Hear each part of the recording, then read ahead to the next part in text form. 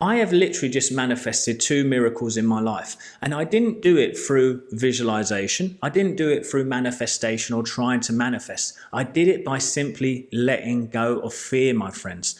I let go of the fear that was blocking me from my true alignment to the divine. And you can do it too. Letting go of fear is the surest way to manifest anything in your life. Because why is that? Well, if you are a follower of Neville Goddard, or if you're a follower of some great teachers like that, they teach us that the state of being creates reality. You have to understand this reality is fluid, it's illusionary, it can change. But when we're governed by fear, that energy field that we have that interacts with this illusion, it becomes smaller and smaller, and life becomes denser and denser and more solid and less movable. So then from that place, we have to take a lot of action to fix our problems. I realized the more that I did that, the more action I would take from fear. I would just condense it more and more, and I'd just keep trying to fix my problems. So what did I get? More chances to fix problems and more effort and more pain. So I realized I went straight to the source. How do I create that state of being then, friends? I need to let go of the fear inside me that's holding me back. So as I did this with these 2 miracles, and I will talk about them later in the video, is I started to let go. Now, you see, a lot of manifestation coaches out there, they won't share their vulnerabilities with you. I genuinely, the other day, a few weeks, maybe 2 weeks ago, was walking around outside my office with panic on me. And that's the thing. Manifestation coaches, spiritual coaches, I don't care whether you are Michael Singer, Neville Goddard, you face issues. A bit like when Neville Goddard faced the army issue that he had.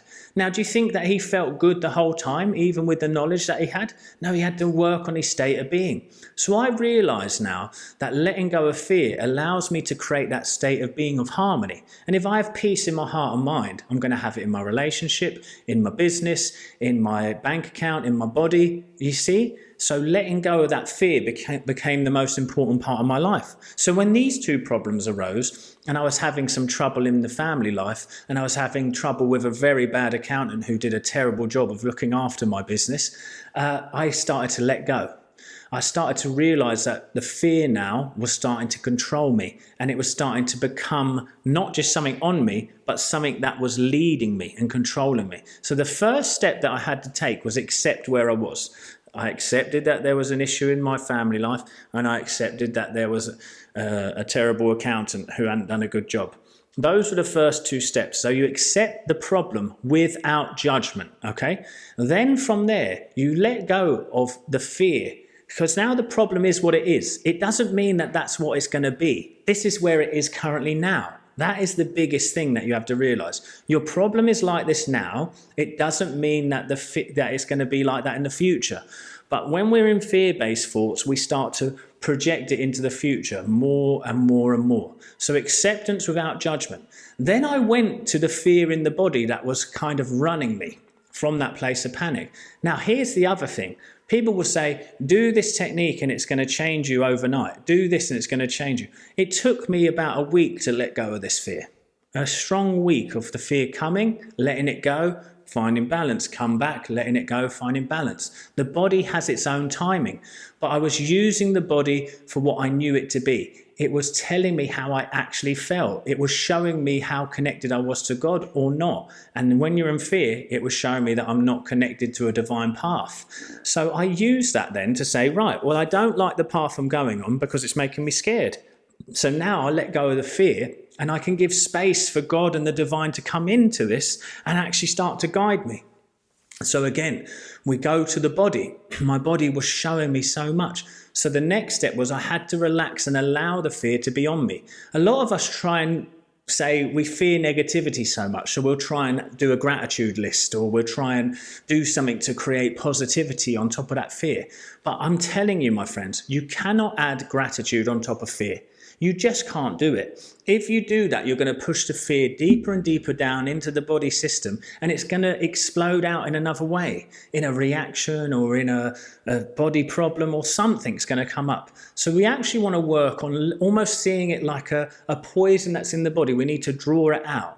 But just like your body knows how to get rid of waste food and waste water, it knows how to get rid of waste energy. So there isn't a complicated step that you have to take next, except you have to relax behind the disturbance. Now, when I say behind, it doesn't mean you have like some out-of-body experience. You just start to relax behind this and let the body relax physically. Now, a body that's relaxed cannot hold onto a fear-based energy anymore. So that energy has to start to move. And if you do not get taken in by it or feel like it can hurt you, because it can't hurt you, that energy, you can start to let it move. And it will start to move. And eventually, as you relax and you observe it, it will start to release. From there, your subconscious mind is so open to a new idea that you will not believe. You can start to lay in some brilliant divine truths into your subconscious mind now. So mine was, I have a wonderful, loving relationship full of joy and peace and harmony in my family home. I have a wonderful new accountant who knows exactly what to do. They know all the systems of how to work my business legally and ethically, so I pay the right amount of tax. And that was what I did. And guess what? Family life has become beautiful within a couple of weeks. The tax bills come in, and it was so much less than I expected it to be in my doom, fear-based thing. And all of these things happen. So I've been working with people who are on legal issues, health issues, all of these things. And the first step is to let go of fear. Why? Because you can now have enough peace to create clarity in the mind. Now you can make a decision. And this is the biggest step of why manifestation from letting go of fear is big. You can make a decision and you don't keep changing your mind, because the fear and worry about what could happen doesn't keep making you flip states. So we maintain that state for a long enough period of time. It only sometimes takes a couple of weeks, sometimes shorter, sometimes longer. But if you can maintain that state of being, a solution will arise. Well, what happened? I manifested divine outcomes from just changing the state of being, not from over-intending, not from visualizing every night, not from saying everything's okay. Sometimes a simple statement like there's always a solution is enough. Just to break the pattern, just to break the pattern of fear. You see, that's all we want to do. So you relax, you let the body relax, you release the energy, then you re-intend. That is the method I've created. And that's what I've been teaching people in my 8-week program, to help them do things like manifest a £70,000 to save their business, to heal them from chronic fatigue, to manifest the love of their life back, to heal their wives, to heal their children. You create a state of being. Now the energy field that around you is pure and it can hold information on it now. Now we can lay an idea on that energy field for long enough and pure enough so that the divine can come in and start to guide us. Then I was guided to new solutions. Then I was guided to different pathways. Then I was guided to say the right thing in my family home and connect back. Then I was guided to a wonderful new accountant who knew all the inner workings of my business and what to do. And that's where the joy comes from. And sometimes I just feel like the luckiest person in the world, because these solutions seem to get solved. These solutions come up and the problems get solved from that place of realization that it was fear that is guiding me, and I don't want fear to guide me anymore.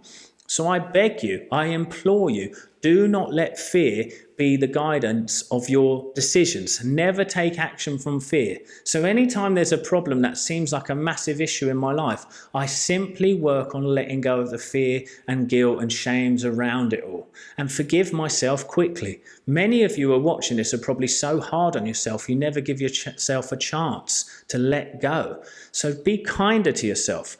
Accept where you are without judgment. Observe the body from a relaxed place and allow the energy to move. Re-intend what it is what you want in your life and claim it boldly and knowingly. And know that there is a divine intelligence within you that grew you from a cell, that spins the earth around the sun, that knows all the inner workings of this universe that you don't have to consciously add any power to.